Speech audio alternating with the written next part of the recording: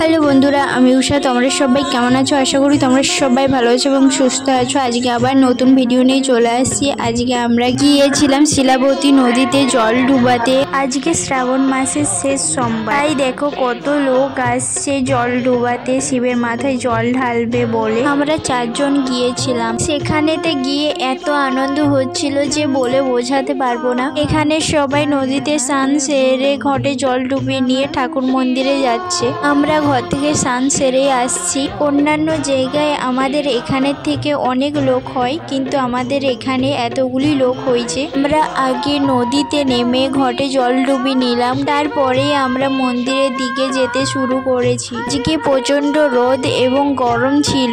আমি পুরো ভিডিওটা করতে পারিনি, যেইটুকু করেছি সেইটুকুই তোমাদের সঙ্গে শেয়ার করলাম। যদি ভিডিওটি ভালো লেগে থাকে অবশ্যই লাইক কমেন্ট করে দিও এবং চ্যানেলটি সাবস্ক্রাইব করে দিও। দেখা হচ্ছে নেক্সট ভিডিও। টাটা।